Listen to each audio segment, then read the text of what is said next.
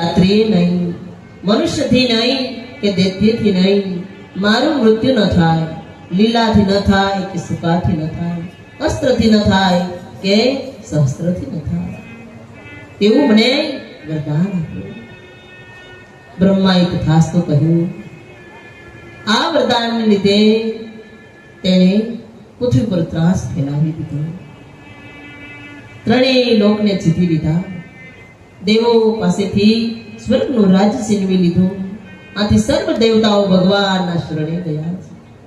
ભગવાને તેને સાંત્વના આપતા કહ્યું, તમે શાંત થાઓ, હું તેનો વિધ્વંસ કરીશ. આમ સમય જતા હિરણ્યકશિપુને ત્યાં ભક્ત પ્રહલાદનો જન્મ થયો. પિતાએ પ્રહલાદને ભણવા બેસાડ્યો, પરંતુ પ્રહલાદ ભગવાનના નામ સિવાય કશું ભણતો ન હતો. પિતાને ખ્યાલ આવ્યો એટલે તેને પ્રહલાદને તેના દુશ્મનનું નામ લેવાની ના પાડી. પરંતુ પુત્ર માન્યો નહીં. પિતા પ્રહલાદને કહે છે કે કોઈ ગામમાં મારા દુશ્મનનું નામ લે એને કેદખાનામાં પૂરી દેવાના છે. માટે તું નગરમાં જા, નગરમાં ચોકી કરીને આવો. આમ પ્રહલાદજી પોતાના નગરમાં ફરતા ફરતા એક કુંભારવાડામાં ગયા છે. અને કુંભારવાડામાં ગયા અને ત્યાં ભગવાનનું નામ સંભળાયું. એટલે પ્રહલાદે કહ્યું, અહીં કોઈ મારા પિતાજીના દુશ્મનનું નામ લેતું હોય એમ લાગે છે. પ્રહલાદજીને આવતા જોઈ શ્રીબાઈ કુંભાર અને તેના પતિ બંને ભગવાનની કથા સાંભળતા હતા. અને લાઈટ નહીં હોવાથી તે અંધારે અંજવાળા માટે એક માંજરી બિલાડીના માથા ઉપર દીવો મૂકી અને કથા સાંભળતા હતા. પરંતુ બન્યું એવું કે નિભાડામાં બિલાડીએ બચ્ચા મૂકેલા. એ કુંભાર પતિ પત્નીને ખબર નહોતી. એમણે નિભાડો જગાવી દીધો અને આ બિલાડીનો જીવ તેણે નિભાડામાં બચ્ચા માટલામાં મૂક્યા હતા એમાં હતો. એટલે બંને દંપતી કથા વાંચતા સાંભળતા, પણ બિલાડીના માથા ઉપર દીવો રાખીને ત્યારે બિલાડીને શાંતિ ન હતી. બિલાડીને પોતાના બચ્ચામાં ધ્યાન હોવાથી બિલાડી હલ્યા ચેલા કરતી હતી. આથી કથા વહેલી પૂરી કરી બંને પતિ પત્ની ભગવાનની ધૂન બોલતા હતા. એટલામાં પ્રહલાદજી ત્યાં આવ્યા અને કહે, બંધ કરો આ ધૂન. મારા દુશ્મનનું નામ લેતા નહીં, મારા પિતાના દુશ્મનનું નામ લેતા નહીં. બંધ કરો આ ધૂન, નહીતર તમને બંદીખાનામાં રાખી દેશું. પરંતુ શ્રીબાઈ પ્રહલાદને કહે, ભગત, આ નિભાડામાં બિલાડીના બચ્ચા છે અને જો તે જીવતા હોય તો માનજો કે મારો રામ સાચો છે. તો પ્રહલાદજી કહે છે, કોઈ વાંધો નહીં, હું સવારે આવું ત્યાં સુધી તમે આ નિભાડો ખોલતા નહીં. સવાર થતા ભગવાન અને લક્ષ્મીજી શ્રીબાઈ અને તેના પતિનો રૂપ લઈને આવી નિભાડો ખોલ્યો છે. નિભાડો ખોલ્યો ત્યાં તો 7 માટલા કાચા નીકળ્યા છે. 7 માટલા કાચા હતા અને તેમાં બિલાડીના બચ્ચા જીવતા હતા. તે બચ્ચા બહાર આવી બિલાડી એ વીંટળાઈ ગયા. પ્રહલાદજી આ દ્રશ્ય જોઈ શ્રીબાઈના પગમાં પડી ગયા અને શ્રીબાઈની કંઠી બાંધી અને શ્રીબાઈના શિષ્ય બન્યા છે. આમ પ્રહલાદજીને ભગવાન ઉપર શ્રદ્ધા વધી અને તે વધારે ભગવાનનું સ્મરણ કરતા હતા. પરંતુ પિતાજીને એ ગમ્યું નથી.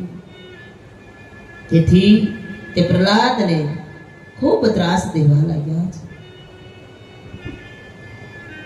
પર્વત ઉપરથી નીચે નાખ્યો છે.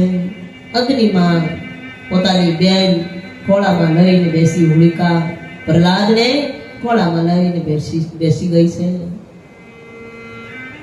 ઝેર આપી જળમાં ડુબાડી દીધો છે. આમ અનેક પ્રકારના પ્રયત્નો કર્યા પણ તેનું મૃત્યુ થયું નહીં. પ્રહલાદે કહ્યું, મારા ભગવાન સર્વ સ્થળે છે, તેઓ હંમેશા મારું રક્ષણ કરે છે. પિતાજીએ કહ્યું, તો શું આ તપાવેલા દગદગતા થાંભલામાં પણ તારો પ્રભુ છે? પ્રહલાદે આમ થાંભલા તરફ દ્રષ્ટિ કરી, ત્યારે તપેલા થાંભલામાં લાલ કીડીની હાર દેખાડી. પ્રહલાદે કહ્યું, હા, આમાં પણ મારો ભગવાન છે. ત્યારે તેમના પિતાએ કહ્યું, ભગવાન દેખાય તો ભર થાંભલાને બાથ. પ્રહલાદજી થાંભલાને બાથ ભરવા ગયા. તરત જ તે થાંભલામાંથી ભયંકર અવાજ આવ્યો અને થાંભલો કડડાટ કરતો તેમાંથી ફાટ્યો, અને એવો ફાટ્યો કે ઋષિ મુનિઓએ કાન આડા હાથ દઈ દીધા. તેમાંથી એવો કડાકો થયો અને તેમાંથી નરસિંહ ભગવાન પ્રગટ થયા. કોણ એ નરસિંહ ભગવાન? નરસિંહ ભગવાને અઠહાસ્ય કરી તેને પડકાર્યો.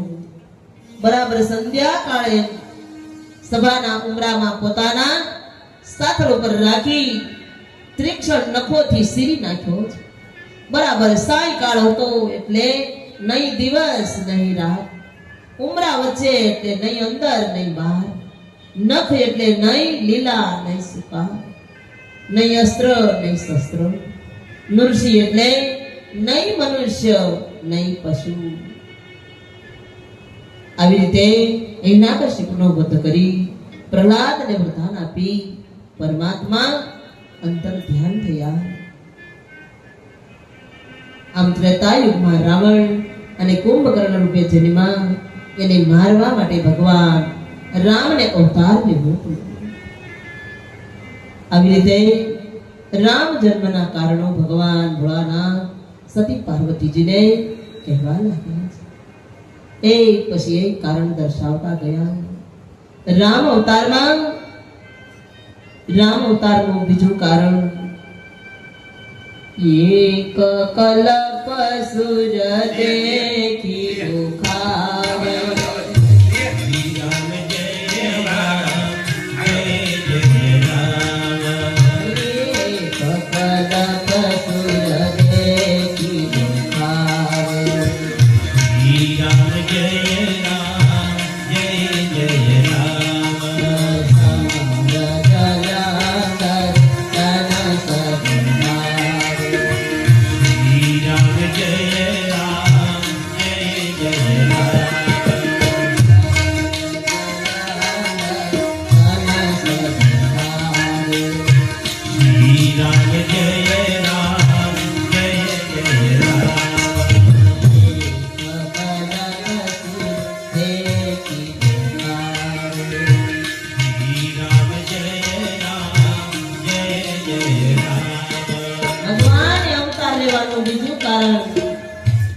સતી વૃંદા અને